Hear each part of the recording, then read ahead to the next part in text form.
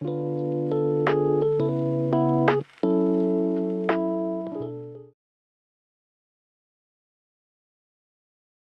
back, everyone, to the Let's Talk LIMS podcast, the official podcast of the Leadership Institute for Military Spouses.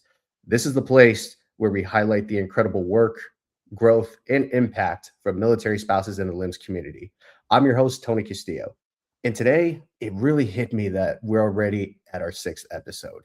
It still feels like yesterday when we had our very first episode with the LIMS team. And since then, it has been an honor for me to have amazing, fruitful conversations with LIMS alumni, facilitators, LIMS program instructors. And I want to thank all of you for being a part of that journey. Today, I have a very, very special episode for you, and I cannot wait to introduce my two very special guests. Please help me welcome now retired Admiral Christopher Grady and his wife, Mrs. Christine Grady. Admiral Grady served almost 42 years in the United States Navy. He served his final role as the 12th Vice Chairman of the Joint Chiefs of Staff from 2021 to 2025. And his wife, Mrs. Christine Grady, she has been a Navy military spouse for 40 years. And she is someone who always preaches, be present where you are. She believes that being present is the only way to make the most of every opportunity, fostering new ideas and bringing people together to make impactful and lasting connections. She is now the chair of the LIMS Leadership Council as well. So, two very, very special guests to say the least. So, I have a very important question. It's always the most important question I ask on anyone on the podcast. How are y'all doing today? We're doing great. How are you? I'm doing very well. Thank you so much. All good. It's just good to be here with you and this important podcast that you do. We're just happy to be part of the sixth one. Congratulations on the momentum that you've built with this. Thank you very much, sir. That support means the world to me. I was really interested to ask this question, sir, because I remember when I met you at Notre Dame and all the amazing stories you told me about the campus and all the fruitful discussions we had. Now that our next conversation is with you being in retirement, how has that been for you now as a retired admiral? It's been way busier than I think Christine and I both thought. And, you get a lot of advice about take a year off or take 6 months off. That just did not happen for us. We have been super busy. I have my 15th trip back to DC since November next week. So we've been busy. And, but we have found a place here at Notre Dame, at least for now. And we're happy with the next phase of our life as we have graduated into retirement. Incredible. When my father retired, he had the same experience, so he felt like he never retired because That's right. Yeah. it was quite. It's always interesting to see how that happens. But as I mentioned earlier, thank you for being here today, for taking time out of your busy schedule to being here today for this episode. The intent is for listeners to hear your incredible stories regarding leadership, community, and being change makers. And going off of that, I want to jump straight into leadership. So the both of you have exhibited extraordinary examples of leadership, whether it's you, Admiral Grady, sir, getting to the highest levels of leadership in the military, and you, Mrs. Grady, for being one of the strongest advocates, voices, and leaders in the military spouse community. I want to start with you, Admiral Grady, sir. When it comes to leadership, how did Mrs. Grady's perspectives influence your leadership decisions or approach? Yeah, I think in several capacities. The first is you cannot do this kind of job, 42 years of service of any kind. And I would submit that it's the same in industry or on the outside in any other capacity. You can't do this alone. You need someone to be with you. You need a partner in whatever capacity that may be. You need a grounding element in your life, someone that gives you purpose for why you do these things. And so whether it's your spouse or your family members or your friends, whatever brings a sense of purpose to the mission that you're doing. I would say that's number one. The second thing is they speak truth to power probably better than anybody else. When I was a 4-star, I always said I had a 5-star at home. and this is it right here. And so she would say, check your ego at the door, and who do you think you are kind of comments. And that was always really helpful to remain humble and grounded, and to have that person kind of behind you, but more importantly, alongside of you as you're working your way through tough challenges. And then I think, particularly in the military, having a spouse who is committed and all into the family dynamic that is so important to us. Recruit the sailor, recruit the soldier, retain the family, retain the spouse. This is also very, very important. And I think, when you're alone, you would struggle to remember how important that is and how important the home front warriors, as Christine calls them, are. And so she constantly reminded me of that is a huge element, a huge dynamic, a huge piece of who we are when we serve in uniform. So I think across those three vectors, it's been really, really important to me. Plus, she's fun to hang out with, so that's good. Absolutely. I really like how you mentioned the importance of having a partner or having a community around you. Mhm. Over here at LIMS, being a part of this community has been truly transformational. And the stories and the accounts that I have already covered as the communications manager, it's truly incredible. And now transitioning to you, Mrs. Grady. So you've taken a very significant leadership role as the chair of the LIMS Leadership Council. To you, what does leadership mean to you as a military spouse? So, leadership for a military spouse is essential to the family's well being. As a military spouse, you're thrust very young into this whole world of a community, and you constantly move, and you feel emotions of isolationism or reinvention of your career, of yourself, of your family, of your community, and you're always kind of putting together new pieces.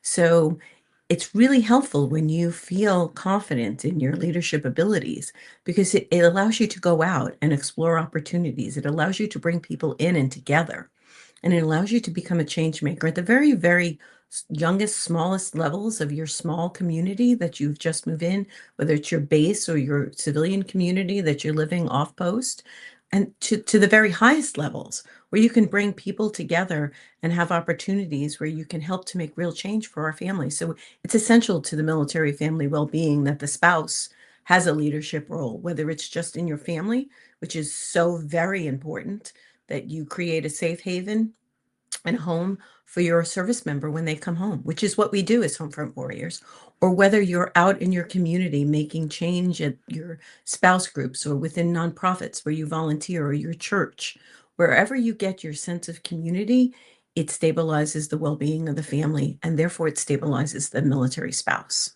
I know she certainly stabilized me.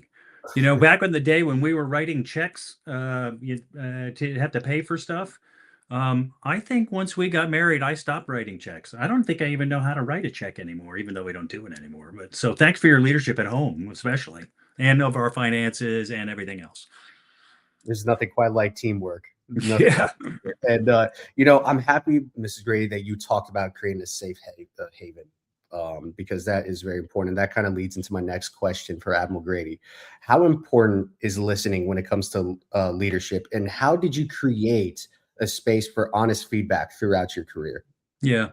It's a great question. Now, let me just get this out of the way. There is a time and a place for a one-way conversation with a knife hand and all that. Certainly not at home, but there is a time and place for that, and that's what we do in the military. But none of that works unless you have created a culture that allows for input up, down, and across whatever organization that you're living in. You build trust by doing that.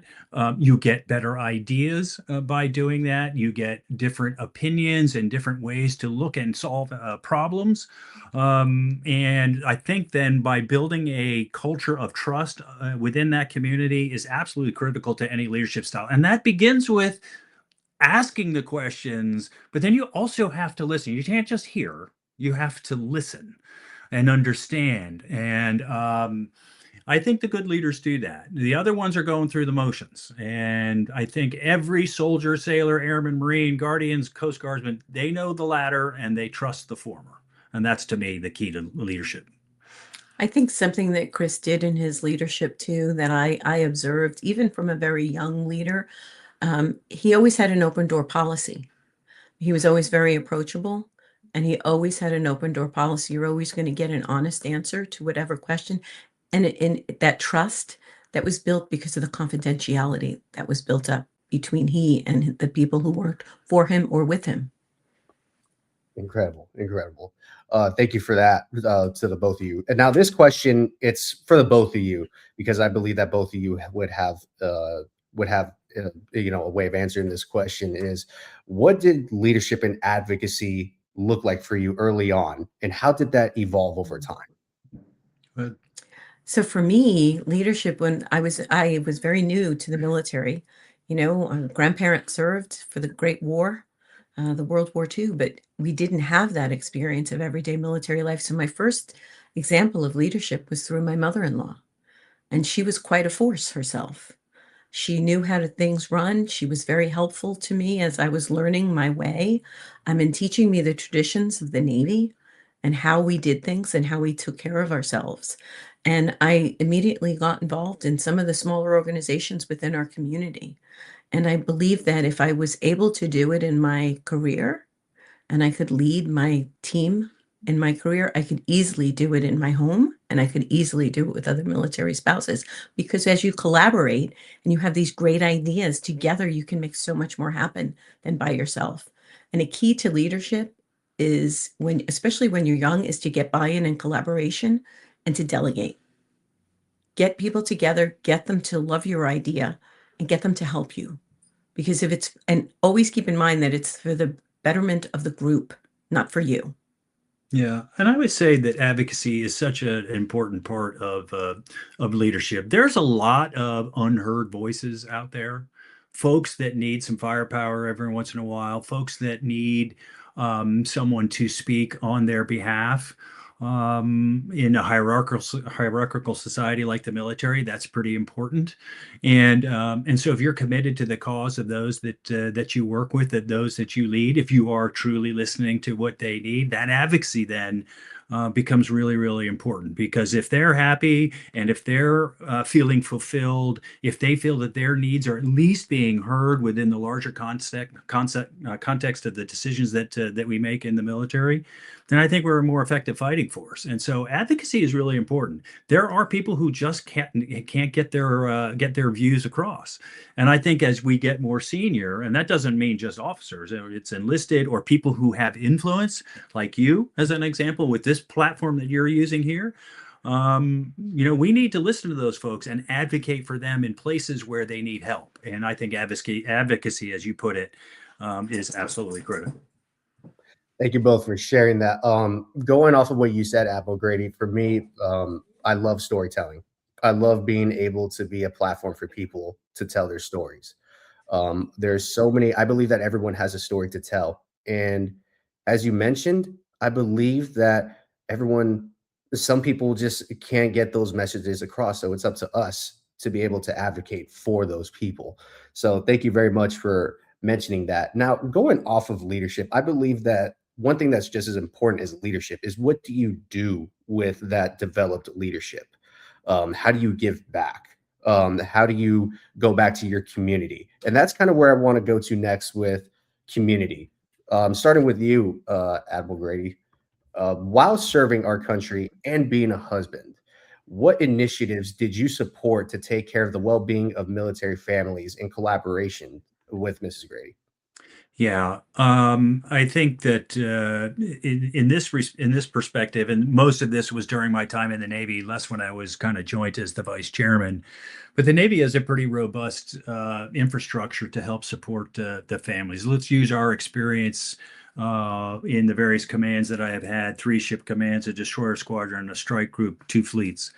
The role there was advocacy for sure, but it was to have that conduit back to the families, because back in the day, a stronger family means a stronger fleet, and so working with Christine as part of a triumvirate, I would say, right, the senior leadership spouse, the Navy ombudsman representing the crew, and then the president of the family readiness group, or what used to be the family support group. Those three things of that triad have to work really, really well together to solidify the support for our home front warriors.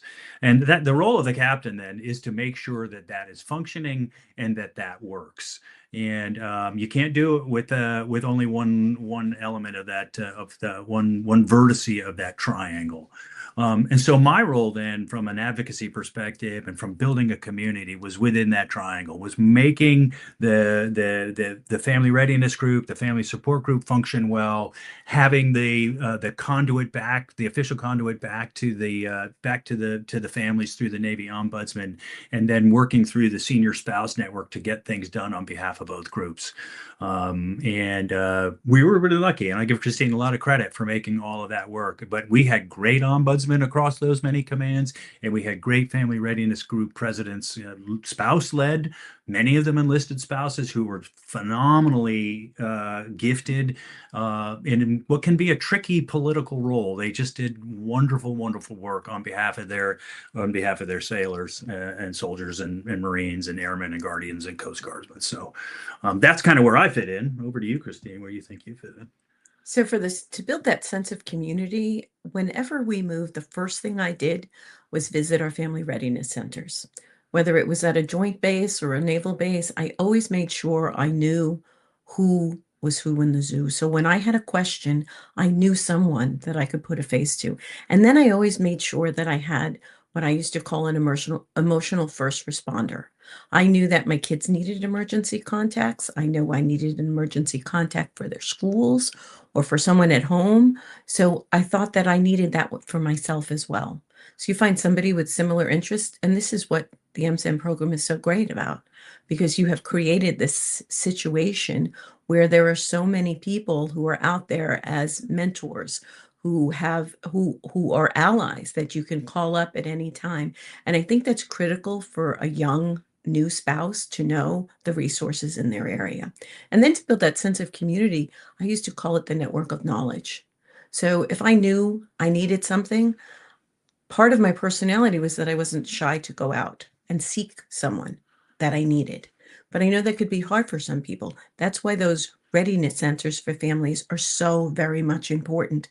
That's why establishing kind of a set group of rules across the services for every family, very similar to what the Navy Ombudsman program is, because it's such a strong program, is very, very important for all the services across, and for the young spouses to get involved immediately, whether you stay involved or whether you have, 5 minutes of time to volunteer or you have 5 months of time. Whatever portion that you can give of your time to get to know, to understand the way it works and the resources, take the classes of the new spouse. How do you PCS for the first time as a young spouse? How do you reach out to those things are really important. Join a group, find a friend. It's super important to do. And if I could add to that, we plug in as we move around, and as you know, that's a stress driver for anybody in the joint force, is moving around. It's what we do, but that doesn't make it any easier, right? And so plugging into the local ecosystems of where you're moving to is really important. And what a group like MSAM does, or what the Ombudsman does, or what senior leadership does, or the Family Readiness Group does, is to feed back to that ecosystem. What are the needs of the joint force, of that individual Marine or airman, right? Otherwise, it becomes one way. And so, in effect, folks like Christine, or an ombudsman, or a president of a family readiness group, become a censor for the larger community. And so, for those of you who are those of our listeners who are in that role, remember that you need to provide forceful backup to that community to say, this is what your sailors or your soldiers need. And so it's a two-way street, and the ecosystem will collapse without that two-way dialogue. And that ties back into the leadership role. So when you're young and you have the leadership training and you're confident, you can then go forth and you can build those ecosystems that you need for your network of support. I would say too, if we're 42 years into this gig, but if you're only 3 years into this gig and you don't know whether you're going to do this for 5 years, you're still in it. And so I would encourage you to be part of that, right? I know everybody's busy, but you have something to say too. And I often hear, well, I've only been in the military for a couple of years as a spouse, or I'm not staying long. That's fine. And I get it. You don't have to do anything you don't want to, but you might want to chip in while you're in it. Right? What do you say? Be present where you are. This would be an example of that. Be able to be part of that feedback. If you want to make it better, I think we all want to make things better than when we came into it. That's a way to do it. So whether you're in 2 years or you're in 42 years, there's always an opportunity to make it better, and make your impact. Being present where you are. I love that. I remember when I read that quote, I was just like, that this is something that is so very true in the military spouse community and the military community as a whole, or just the community as a whole, to be quite honest with you. Mhm. It's about being present where you are. I love how you mentioned that everything is like an ecosystem. We all have to work together, and we have to find the knowledge, the knowledge of connections. That is super important. And Mrs. Grady, now that you are the chair of the LIMS Leadership Council, I want to ask you, why are programs specifically like from LIMS, MSAN, so important to the community in empowering military spouses? Well, there are several reasons they're so important. One is the ability to support the military spouse on their journey. Lots of military spouses need that training. They need the training to become leaders, not only in their communities and their military, they need them for their careers. So it's going to help spouse employment when they're fully trained in leadership, when they're fully trained as a mental health ally. So they're able to take those skills that they've learned. Some people have those skills just by chance because they were thrown into a situation. What the programs at MSAM do gives them, it refines them and it gives them the certification by professionals. So something mentorship is just not having a cup of coffee with a friend. Mentorship is a profession. It is trained, and you need to be a trained mentor when you're dealing with the military families because you have to have an unbiased approach to everything. And that's what the training provides. It helps them in their family life. It helps them maybe restart a career. So you need that training to do, and it pulls it all together, and it provides, and I hate to use the word just army because it's across all services. It's an army of spouses that are out there that are ready, and you could become part of this group, and you are ready to help no matter where you are located. And I think that is such a great power. And I love the current initiative of MSAM with the states, with the state of Alabama, how you have become, the hub has become a landing spot for military spouses. Now, if we can get that in every force concentration area and every state, that would be such a wonderful opportunity for military spouses. When you move to a state, you know exactly where you're going to go. I'm going to go right to the hub of the state. And here I am. I have a plethora of knowledge that's already in place for me. So I think that the projects and the confidence that come from the training, from the leadership training, and from the mental health allyship to combat those feelings of possibly isolation or insecurity in your place, because it's hard sometimes. Sometimes it's just a personality thing, and sometimes you're reinventing. Life throws lots of stuff at us in the civilian world, and in the couple it with the military, it's like a double whammy. So to help using MSAM's programs to help navigate that is tremendous. And the fact that you can apply in a competitive application process and it not cost you a cent is a wonderful thing. Thank you to the donors and all of the people who support these, all of the corporations that support this work that MSAN is doing, which is so vital and impactful for our communities. I can't say enough about it. So I would say that the impact of these programs and what MSAN is doing, I just see the potential for great growth everywhere. So spread the word, invite a friend. I would say too, I think MSAN is one of the greatest examples of programs that have such huge impact.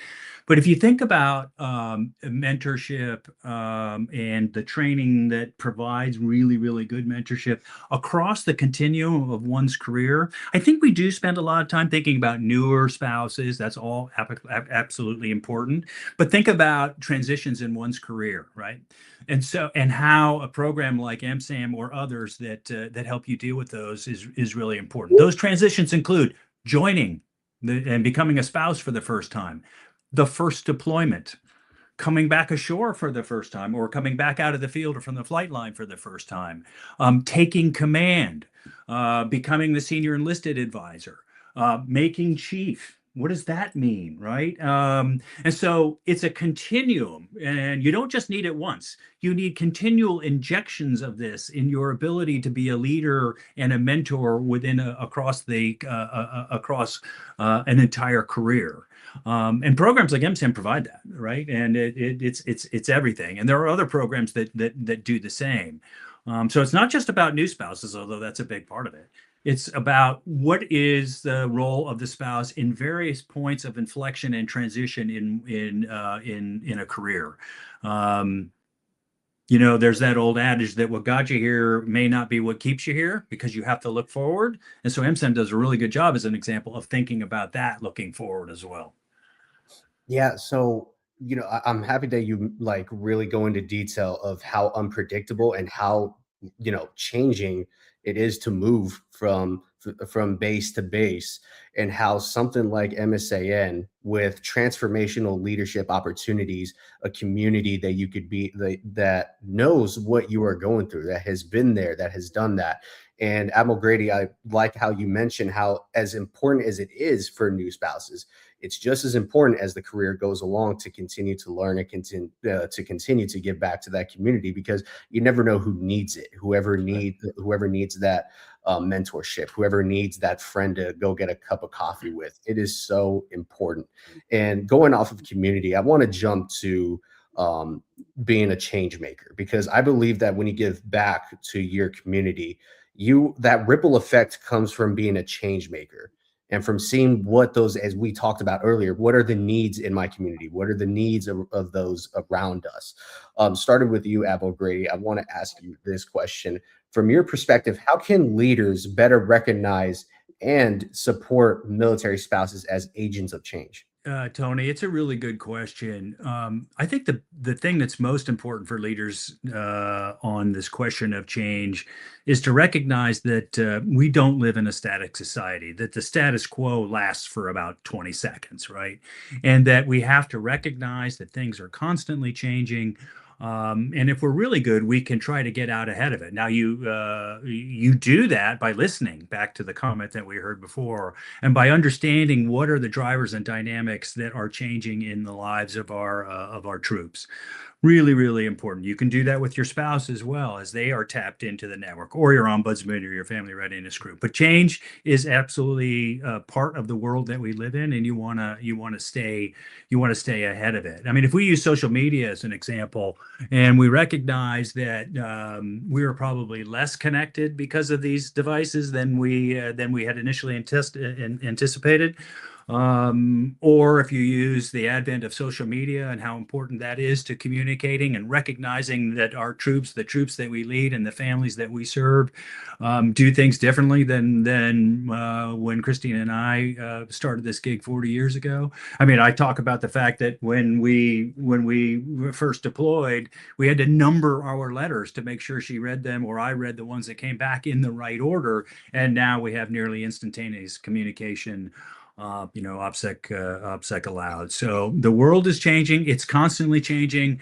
What got us here may not necessarily keep us here, and recognizing that is absolutely critical. And there's a whole network out there, and you're part of it, that helps us recognize that change is what we do. It's part of what we are. It's just the context of society that we live in, and we need to stay ahead of it.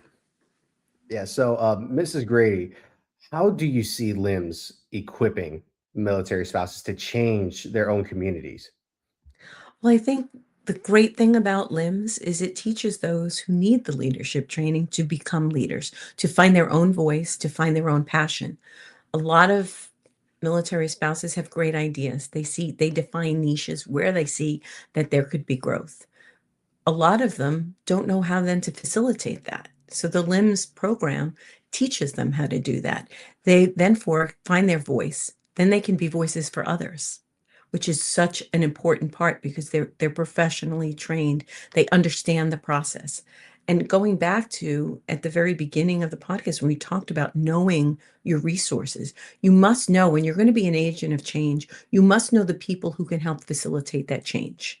Sometimes it's a very simple thing, but sometimes it's systemic. It's a larger systemic problem. So you've identified something at a very local level that could have far-reaching impact. So it's really important to make sure you know who to go to make those changes, to how to make those changes sustainable and lasting for your community. And that's what you're teaching Yeah. through the LIMS I project. like to think of LIMS as an integrator, right? You have a whole host of folks in the, back to the word, ecosystem that you've built. All of those things are rarely duplicating the same function. They're almost always complementary in what they're doing. And so for you then to integrate all of that in one place for the sharing of good ideas or the sharing of information or the sharing of the understand of understanding of the changing environment, that's what LIMS does. It's an integrator. It also helps the spouses create their own network. Right there, you have your network of support. You've built in with your alumni from your cohorts. You've become great friends with them. You've shared some very sacred stories. And that is a key to leadership, too. When we talked about the trust, it is the stories that our families, when you're out in your community, in your military community, and you're getting a pulse on what's happening. So you can be this change maker, you must hold those stories sacred and confidential. And only mention someone if you need to, or if they give you permission to. But if it's a problem that's happening, if you hear of a challenge and it's a repeated challenge, it's upon you then. Get buy-in and make change. There will be people, because you're not the only person going through it. So LIMS gives them the power of the education to empower them and equip them with the right tools to make the change for their passion, for what they're interested in. And if you don't have a passion, I guarantee you'll find something through talking to another spouse through the program, which is so terrific. Absolutely. LIMS has, it's changed my life. Growing up in the military, having a mother who is a selfless servant, as you've both heard me call her before, to see where she's at today, to be a part of that mission. It helps me understand from a different lens as a military child growing up and seeing the day-to-day life that a military spouse goes through, and the type of things that I always call military spouses the true rocks of the house, because for me, my mother was my mom, my supporter at sports games. She got my lunch ready. She helped me study for tests. She made sure we were fed and taken care of, and on top of that, taking care of my father, helping him out with the things that he needed help with. And they are true superheroes. Military spouses are true superheroes, and it's an honor for me to bring those stories here. And thank you both for highlighting just how important those are. Now that we're getting closer to the end, I have two final questions, one for each of you. For you, Admiral Grady, what would you like to share from your own leadership journey to those who may be developing their own leadership skills to bring positive impact to their communities? Yeah, I think the key is you have to be authentic, right? Now there's a time and place to put your game face on as a leader, right? Moms do it, dads do it, admirals do it, right? There's a time and a place to put your game face on. But I think as a leader, if you're not authentic, then you will not be able to lead effectively. I know for a fact that after serving 42 years with sailors, they can see right through a fake. And so if you're not true to who you are, to whom you are, if you're not an authentic leader, if you're trying to be and adopt a leadership style that doesn't fit with you, it won't work. So you have to be authentic. Now that takes courage, my friend, right? You have to be brave to put yourself out there a little bit, to be who you are. So, over to all of us as leaders to be courageous, to be authentic, and to be real, because our troops will see right through it if you're not, and you won't be an effective leader. Now, I think that's the same as being a spouse too, right? That's built on trust and honesty, so I think that cuts across both the home front and in the field or the flight line or in the fleet. Thank you, sir. And for you, Mrs. Grady, what are some things that we need to focus on that to help military spouses, that whether it's through LIMS or whether it's through other trainings that they may be going through, as they become leaders and they go out into their communities? What is a piece of advice you would tell those young, new aspiring leaders? Have courageous impatience. So if you have an issue that you see, have the voice and go forth. Don't let someone tell you you can't do it or it's not the best idea, because we need you to be who you are. And if you're finding your voice, you must use it, because your impact of making that small change could reverberate throughout the whole force. So, and I would say, along with being authentic, give grace, whether that grace sometimes excuse me, is to yourself. Give grace to yourself, give grace to others around you, because life sometimes happens. Life happens whether we're in the military or in the civilian world. So give that grace and understanding, and always be kind. Always think about the words that you use. And as you rise up in leadership in the military, know that they're looking at you to have all the answers.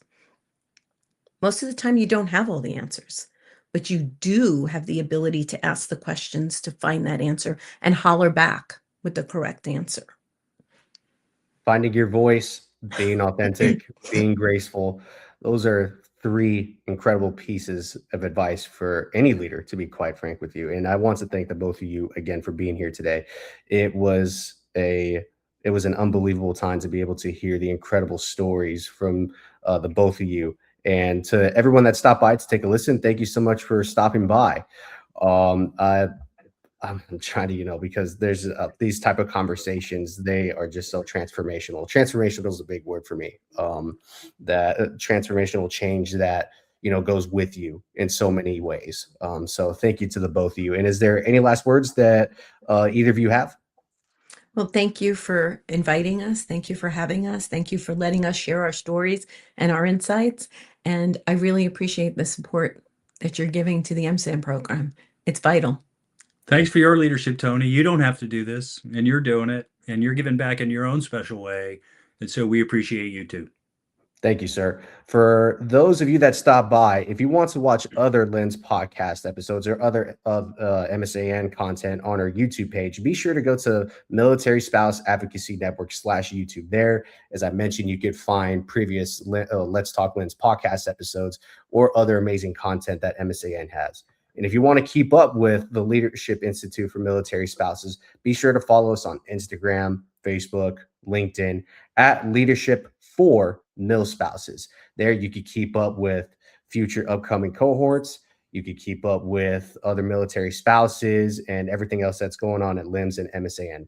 So until the next episode, I'm Tony Castillo. Thank you so much for stopping by, everyone, and have a good rest of your day. Bye-bye.